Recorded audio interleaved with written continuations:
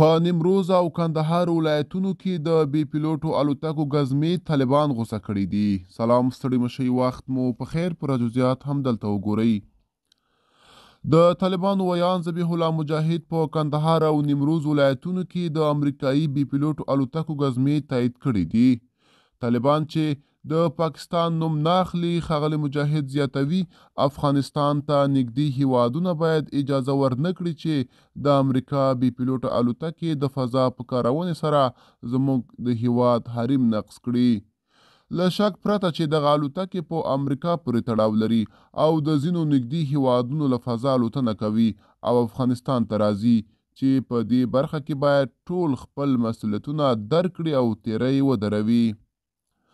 مولوي رحمت الله اندړ دې څرګندونو ته په غبرګون کې ویلي د دوحې قرارداد پر اساس طالبانو د افغانستان فضا په امریکا او پاکستان پلورلې او یو وخت به د پټو زمایمو په رسوا کېدو دغه خبره روښانه شي.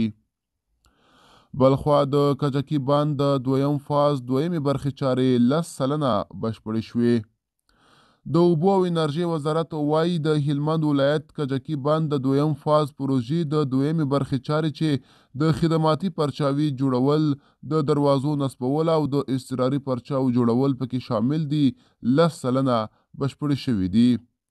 یاد وزارت ویلي د دې بند د لومړي او دویم فاز د چارو په بشپړېدو سره به د یاد بند د اوبو زیرمه کولو وړتیا له 1 میلیارډ متر مکعب څخه 2.2 میلیارډ متره مکعب ته او د اوبو لګولو وړتیا له 100,000 هکتارو څخه 2,60,000 هکتارو ته لوړ شي.